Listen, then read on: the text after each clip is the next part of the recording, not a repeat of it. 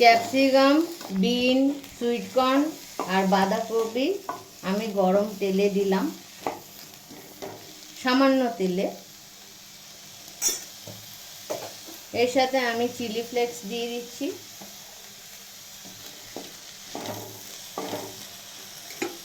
এর সাথে আমি টমেটো দিয়ে দিচ্ছি।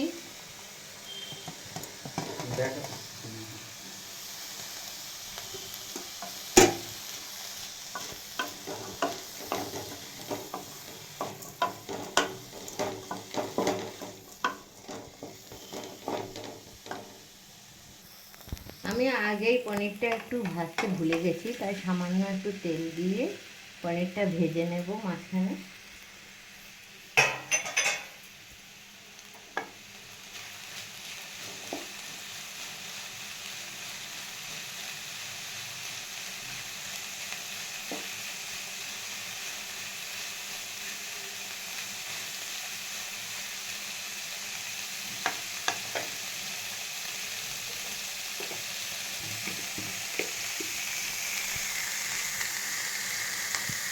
এবার এখানে দিচ্ছি 1 চামচ নুন,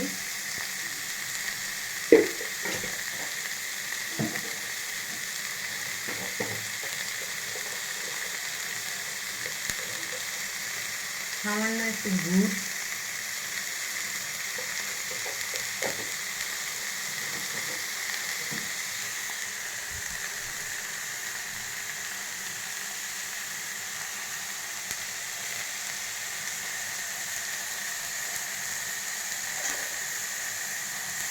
অল্প একটু টক দই,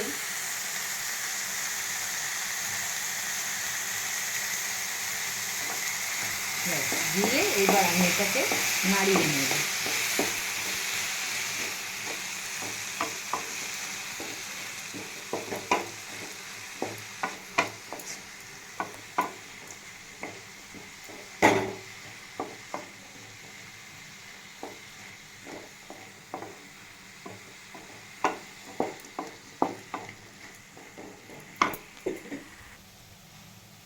নুন দেওয়ার ফলে সবজি থেকে জল বেরিয়েছে, এই জলটা আমি টেনে নেব।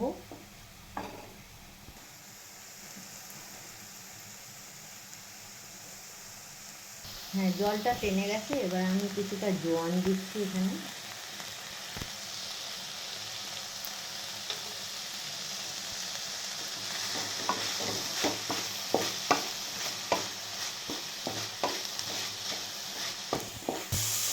আমার এবার পুরটা তৈরি হয়ে গেছে। মোগলাইয়ের পুরটা আমার এখন তৈরি হয়ে গেছে। আমি এখন ফ্লেমটা অফ করে দিচ্ছি। আমি মোগলাইয়ের পরোটাগুলো করার জন্য একটু বড় বড় করে ডো কেটে নিয়েছি। এগুলো এবার তেল দিয়ে বেলতে হবে, ঠিক পরোটা যেমন করে বেলে, কিন্তু পরোটা একটু মোটা হয়, এটা একটু পাতলা করে বড় করে বেলতে হবে।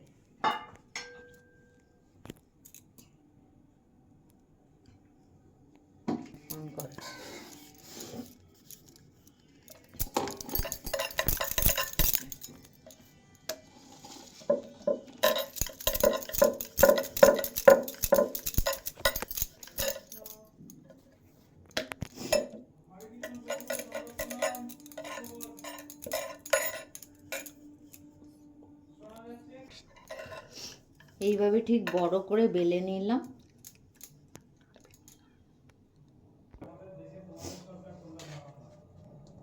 এবার আমার তৈরি করা পুরটা আমি এখানে দেব।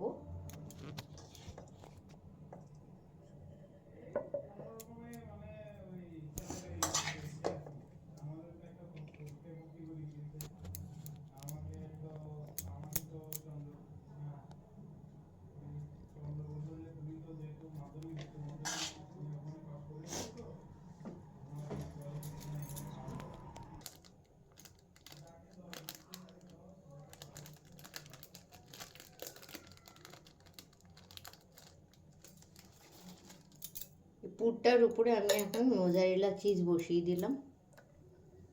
তারপরে ঠিক এইভাবে ফোল্ড করে নেব।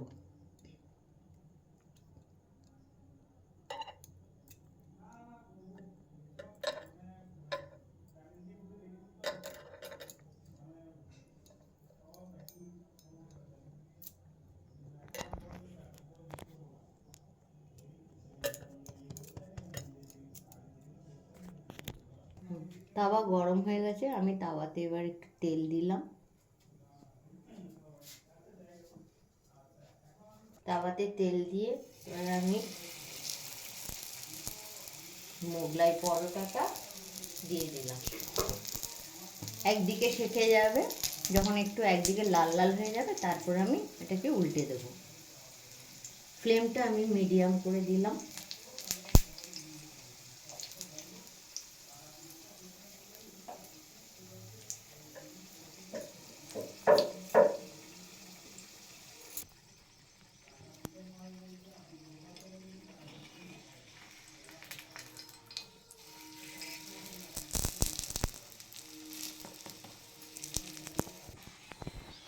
আমি সাইডগুলো যাতে একটু সুন্দরভাবে হয়ে যায় তার জন্য এইভাবে ধরে ধরে সাইডগুলো করে নেব।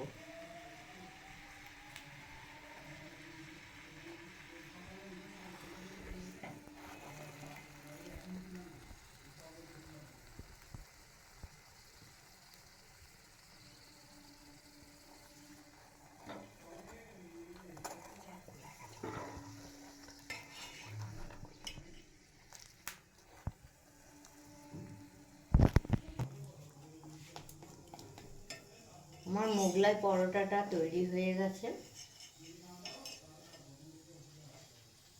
এবার আমি মোগলাই পরোটাটা তুলে রাখলাম।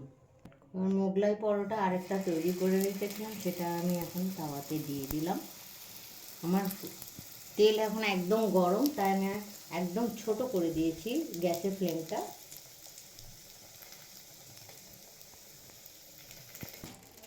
আরেকটা আমি পরোটা পুর ভরে দেখাচ্ছি। আমি বেললাম বড় করে বেলার পরে এই তৈরি করা পুরটা আমি দিলাম। তৈরি করা পুরটা দেওয়ার পরে এখন আমি এর উপরে চিজ বসিয়ে দিচ্ছি।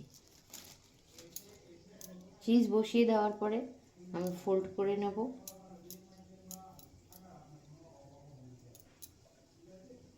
তাওয়াটা আমার তেলটা গরম হয়ে গেছে।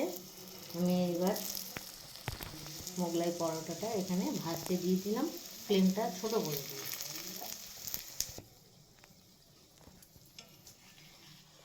এই পাশের পাটটা একটু হয়ে উঠেছে, ব্যাস এবার উল্টে দিলাম।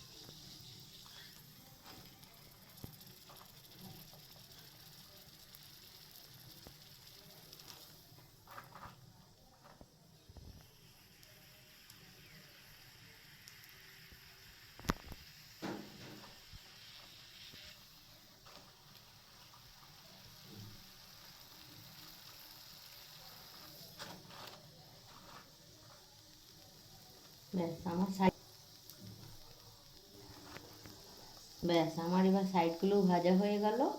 আমি এটা আস্তে করে প্লেটে তুলে রাখলাম।